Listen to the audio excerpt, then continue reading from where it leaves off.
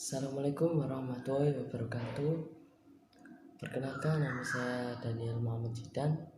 Di sini kita akan membahas tentang dakwah Rasulullah pada periode Mekah. Pertama, dakwah ini dilakukan secara sembunyi-sembunyi selama 3-4 tahun. Pada masa dakwah secara sembunyi ini, Rasulullah SAW menyeru untuk masuk Islam, orang-orang yang berada di lingkungan rumah. Pada awalnya itu tangganya sendiri, kerabat, serta sahabat dekatnya, orang-orang yang masuk Islam pada generasi awal, diantaranya istrinya yaitu Bunda Khadijah binti Khalid dan Ali bin sepupunya yaitu Sayyidina Ali bin Abi Thalib dan Zaid bin Harits.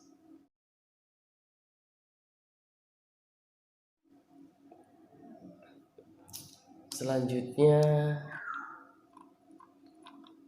yang kedua, dakwah secara terang-terangan. Nabi Muhammad SAW diperintahkan oleh Tuhan, oleh Allah Subhanahu wa Ta'ala, untuk menyampaikan dakwahnya secara terang-terangan sebagaimana firman Allah dalam surat Al-Hijr yang artinya Al-Hijr ayat 15 yang artinya, maka sampaikanlah olehmu secara terang-terangan segala apa yang diperintahkan kepadamu dan berpalinglah dari orang-orang yang musyrik. Dakwah secara terang-terangan ini dimulai sejak tahun keempat dari kenabian. Rasulullah SAW menyampaikan seruan dakwahnya kepada para penduduk di luar kota Mekah.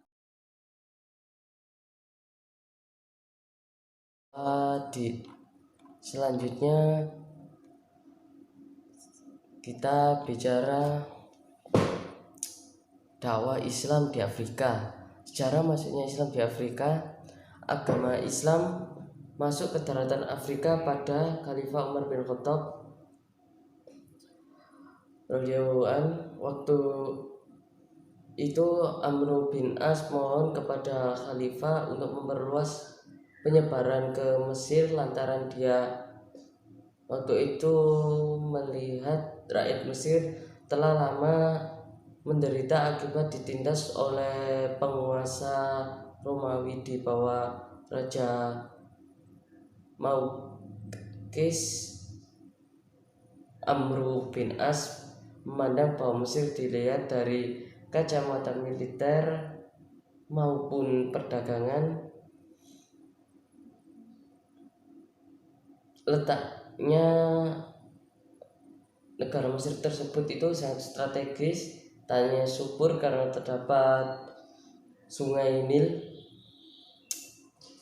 dan sumber makanan. Maka dengan restu Khalifah Umar bin Khattab, dia membebaskan Mesir dari kekuasaan Romawi pada tahun 19 Hijriah atau 640 Masehi.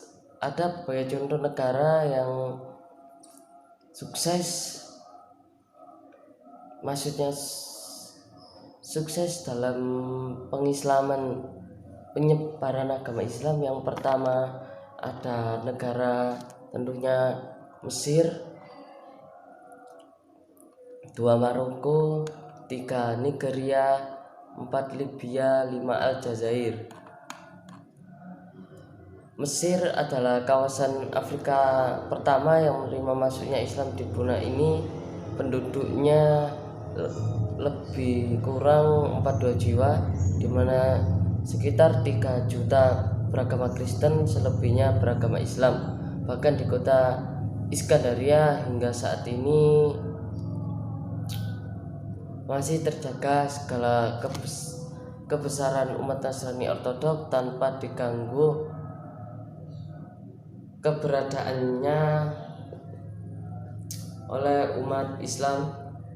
Di Mesir terdapat universitas di antaranya yang termasyhur ke seluruh dunia, yaitu ialah Al-Azhar di Kairo yang didirikan oleh Bani Fatimiyah pada tahun 972 Masehi. Di sana banyak mahasiswa-mahasiswa yang belajar dari seluruh dunia termasuk Indonesia yang kebanyakan mendapat beasiswa untuk belajar ilmu agama maupun pendidikan umum seperti kedokteran, teknik, dan lain-lainnya. 2. Maroko adalah sebuah negara merdeka yang punya kemampuan bertahan sebagai sebuah rezim yang otoritasnya itu berdasarkan kombinasi antara simbol khalifah dan sufi. Adapun kelas Maroko seperti kebanggaan tuan tanah bangsawan yang memusat.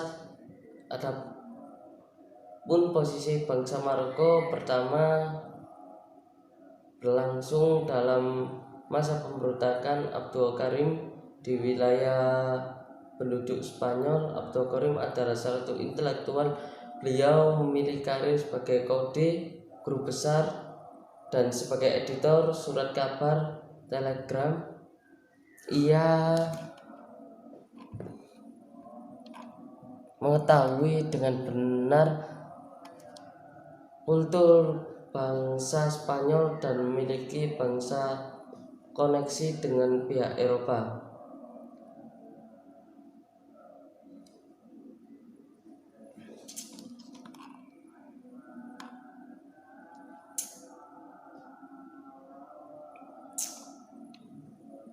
Selanjutnya Nigeria terletak di sebelah barat Afrika, termasuk negara yang kaya minyak diekspor Amerika terbesar setelah Saudi Arabia. Penduduknya terdiri atas macam-macam suku bangsa berjumlah 90 juta dan 75 beragama Islam, selebihnya Kristen maupun animisme. Yang selanjutnya Libya. Negeri Muammar Gaddafi ini merupakan kawasan terpanas di Timur Tengah dengan luas 1.795.540 km, berpenduduk 3 juta jiwa yang terdiri dari bangsa Arab, Barbar, serta Palestina. Hampir seluruhnya beragama Islam. Rakyat hidup dari sektor pertanian, dan setelah ditemukan sumur-sumur minyak berkualitas, sebagai penduduk menjadi tenaga kerja dalam industri, selebihnya mengandalkan tenaga asing. 5. Aljazair. Pada abad 16, Abdul Qadir yang ayahnya pemimpin Taurikat berusaha mendirikan sebuah negara muslim. Pada 1832 ia memproklamirkan sebagai Amir al-Mu'min dan sebagai Sultan bangsa Arab yang mengklaim dirinya bertanggung jawab menerapkan hukum Islam di wilayah kekuasaannya. Abdul Qadir mengembangkan sebuah administrasi hierarkis sebagai negaranya, dan ia mengangkat sejumlah khalifah, pejabat militer, finansial, dan pejabat peradaban. Selanjutnya Tunisia. Pada abad ke-8 pembentukan organisasi muslim, Tunisia mempunyai problem yang sama seperti dialami oleh Imperium Utsmani dan Mesir menghadapi ekonomi Eropa yang sedang berkembang pesat dan kemunduran internal dari negara Tunisia. Selanjutnya kita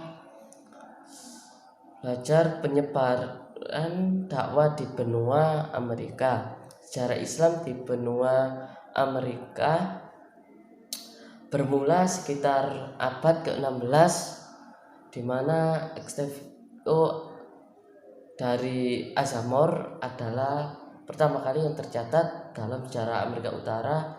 Walaupun begitu, kebanyakan para peneliti di dalam mempelajari kedatangan Muslim di Amerika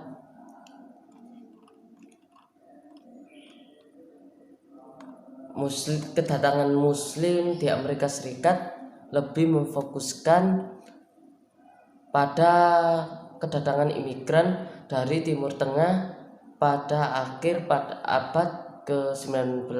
Migrasi Muslim ke Amerika Serikat ini berlangsung dalam periode yang berbeda yang sering disebut gelombang. Populasi Muslim meningkat dalam 100 tahun terakhir, di mana sebagian besar pertumbuhan ini didorong oleh adanya imigran. Pada 2005, banyak orang dari negara-negara Islam menjadi penduduk Amerika Serikat, hampir 60.000 setiap tahunnya dibanding 2 dekade sebelumnya. Faktor yang mempengaruhi yaitu banyaknya budak dari Afrika Selatan yang dikirim ke Amerika Utara sejak 1520.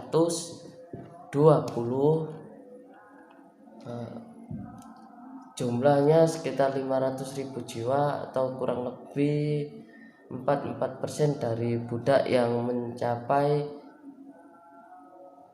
11.328.000 budak yang dikirim ke Amerika Utara. Rata-rata juga yang sudah mengenal Islam. Selanjutnya kita ajar penyebaran dakwah di benua Eropa. Kehadiran Islam di Eropa bukanlah hal yang baru, karena Islam telah lama masuk Eropa. Adapun sejarah Islam di Eropa terdiri dari 2 masa, yaitu pada abad ke-8 dan pada abad ke-15. Pada posisi ini Islam sebagai mayoritas di Eropa. Lalu pada abad ke-19, pada masa ini Islam sebagai minoritas. Selanjutnya kita bicara benua Asia Tenggara. Benua Asia Tenggara adalah salah satunya benua Asia Tenggara. Benua kita ialah benua yang terdiri dari banyak negara, diantaranya seperti Indonesia, Malaysia, Brunei Darussalam, Vietnam, Thailand, dan masih banyak lagi. Islam masuk di benua Asia Tenggara kebanyakan disebarkan oleh para pedagang yang berasal dari negara yang juga memiliki niat untuk menyebarkan agama Islam.